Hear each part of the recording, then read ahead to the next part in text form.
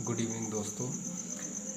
कल हमने मजिस्ट्रेट के सामने कैसे अपना परिवाद दर्ज कराना उसके बारे में जाना था। अब हम ये जानेंगे, जब मजिस्ट्रेट को लगता है कि मामला बनता है तो उसको सम्मन कैसे किया जाएगा, उसका सीआरपीसी में कैसे प्रोविज़न है। तो सीआरपीसी का चैप्टर 16 यानी कि उसमें चैप्टर 16 जो कहता है वो मजिस्ट्रेटों के समक्ष कार्रवाई का प्रारंभ किया जाना कहता है, जिसमें सीआरपीसी की सेक्शन 204 से 210 तक का प्रोविज़न किया गया है। 204 में क्या है? 204 में आदेशिका का जारी किया जाना। आदेशिका जारी किया जाना सेक्शन 204 सीआरपीसी का पहला सब सेक्शन जो है वो ये कहता है, यदि किसी अपराध का संज्ञान करने वाले मजिस्ट्रेट की राय में कार्रवाई करने के लिए पर्याप्त आधार हैं। सब क्लॉज का मामला सम्मन मामला प्रतीत होता है तो अभियुक्त को हाजिरी के लिए सम्मन जारी करेगा। पहली चीज़ तो ये, अगर उसको लग रहा है कि सम्मन मामला है तो वो सम्मन जारी करेगा, अथवा इसके सब सेक्शन खा में दूसरी बात कही गई है कि यदि मजिस्ट्रेट को मामला वारंट मामला प्रतीत होता है तो वह अपने, या यदि उसकी अपनी अधिकारिता नहीं है, अगर उस वारंट मामले में ऐसा लगता है ये वारंट मामला उसकी अधिकारिता नहीं बन रही है, उसकी खुद की, जिसने मतलब बयान दर्ज किए हैं परिवादी के और साक्षियों के, और उसे ऐसा प्रतीत हो रहा है कि वारंट मामला है और उसकी अधिकारिता नहीं बन रही, यानी कि जुरिडिक्शन नहीं बन रहा है, उसको पावर्स नहीं है,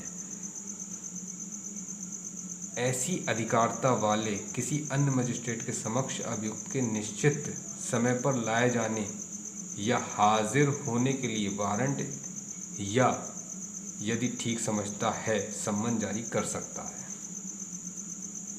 ये सब सेक्शन 1 में क्लॉज का और क्लॉज खा था। अब 204 का सब सेक्शन 2 है, उसमें क्या बात कही गई है? उसमें बात कही गई है कि अभियुक्त के विरुद्ध उपधारा 1 जो अभी हमने पढ़ी 1 के अधीन तब तक कोई सम्मन या वारंट जारी नहीं किया जाएगा जब तक अभियोजन के साक्ष्यों की सूची फाइल नहीं कर दी जाती है। मतलब अगर जो बयान हुए हैं गवाहों के या और कोई गवाह देना है तो उसकी एक सूची बना के देना पड़ती है कोर्ट्स में, वो देना पड़ेगा। उसके अलावा कोर्ट फीस होती है, तब सम्मन जारी होगा।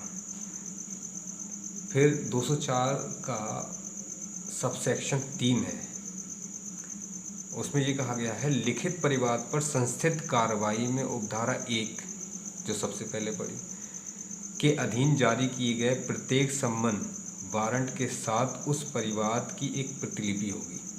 इट मीन्स कि जो सम्मन जारी कोर्ट के द्वारा किया जा रहा है या वारंट जारी किया जा रहा है तो उसके साथ उस प्लेंट की एक कॉपी भेजी जाएगी। किसको?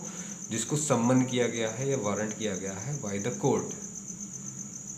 सबसेक्शन 4 204 का क्या कहता है? जब तत्समय प्रवृत्त किसी विधि के अधीन कोई आदेश का फीस या अन्य फीस संदेह है तब कोई आदेश का तब तक जारी नहीं की जाएगी जब तक फीस नहीं दे दी जाती है, और यदि ऐसी फीस उचित समय के अंदर नहीं दी जाती है तो मजिस्ट्रेट परिवाद को खारिज कर सकता है। यानी कि एक तो 203 में था कि मजिस्ट्रेट को लगता था कि मतलब मामला नहीं बनता है तो वो 203 में परिवाद को एक अपना ओपिनियन दे के खारिज कर सकता, और दूसरा 204 का जिसमें सीधा सा प्रोविज़न ये किया गया है कि आदेशिका का जारी किया जाना, उसके सब क्लॉज 4 में एक खारिज करने का दूसरा मुकदमे को दूसरा तरीका बता दिया गया है कि अगर सम्मन जारी या वारंट जारी करने के लिए जो ऑर्डर हुआ है उसको एग्जीक्यूट कराने के लिए प्रॉपर फीस अगर नहीं दी जा रही है परिवादी के द्वारा या परिवादी के अधिवक्ता द्वारा, तो कोर्ट ऐसी स्थिति में उस परिवाद को खारिज कर देगा। 204 का सब सेक्शन 5 क्या कहता है? इस धारा की कोई बात धारा 87 के उपबंधों पर प्रभाव डालने वाली नहीं समझी जाएगी। धारा 87 क्या है, इसके बारे में हम बाद में डिस्कशन करेंगे, क्योंकि अभी हम चैप्टर 16 का डिस्कशन कर रहे हैं तो उसी पे करेंगे।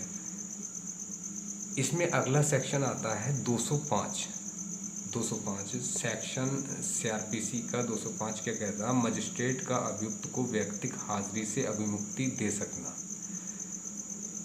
मतलब किसी बंदे को सम्मन या वारंट जारी किया गया है तो उसको व्यक्तिगत हाजिरी से कोर्ट जो है आज़ादी छूट दे सकता है। किन कंडीशंस में?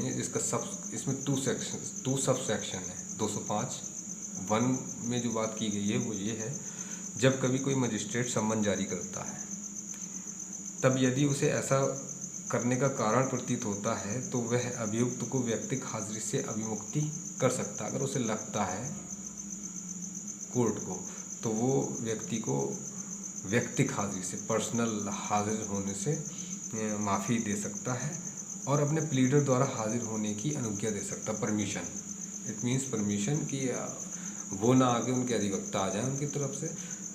दूसरा इसी में है, उसमें क्या बात की गई है? किंतु मामले की जांच या विचारण करने वाला मजिस्ट्रेट स्वविवेकानुसार कार्रवाई के किसी प्रक्रम में अभियुक्त की व्यक्तिगत हाजिरी का निर्देश दे सकता है और यदि आवश्यक हो तो उसे इस प्रकार हाजिर होने के लिए इसमें इसके पूर्व उपबंधित रीति से विवश कर सकता है। इसी के सब सेक्शन में कह रहा है, अगर कोर्ट चाहे तो उसे बुला सकता है। व्यक्तिगत हाजिरी की आज़ादी नहीं देगा। व्यक्तिगत हाजिरी से मतलब अगर पहले वाले में जो था कि छूट दे रहा है, दूसरे सब सेक्शन में उसे वो बुला सकता है। 206 सीआरपीसी क्या प्रोविज़न करता है? छोटे अपराधों के मामले में विशेष सम्मान। इसके अलावा 207 है सीआरपीसी का, उसमें प्रोविज़न किया गया है अभियुक्त को पुलिस रिपोर्ट या अन्य दस्तावेजी की प्रतिलिपि देना। पुलिस रिपोर्ट या अन्य दस्तावेज क्या? इसमें बात की गई है किसी ऐसे मामले में जहां कार्रवाई पुलिस रिपोर्ट के आधार पर संस्थित की गई है, मतलब एफआईआर की गई है। मजिस्ट्रेट निम्नलिखित में से प्रत्येक की एक प्रतिलिपि अभियुक्त को अविलंब निःशुल्क देगा। Number 1 police report. नंबर 2 धारा 154 के अधीन लेखबद्ध की गई प्रथम इत्तला रिपोर्ट एफआईआर। नंबर 3 धारा 161 की उपधारा 3 के अधीन अभिलिखित उन सभी व्यक्तियों के कथन जिनकी अपने साक्षियों के रूप में परीक्षा करने का अभियोजन का विचार है, उनमें से किसी ऐसे भाग को छोड़कर जिनको ऐसे छोड़ने के लिए आवेदन धारा 173 की उपधारा 6 के अधीन पुलिस अधिकारी द्वारा किया गया है। चौथा, धारा 164 के अधीन लेखबद्ध की गई संस्वीकृतियाँ, कन्फेशन या कथन, स्टेटमेंट यदि कोई हो। 5 में क्या बात की गई? कोई अन्य दस्तावेज या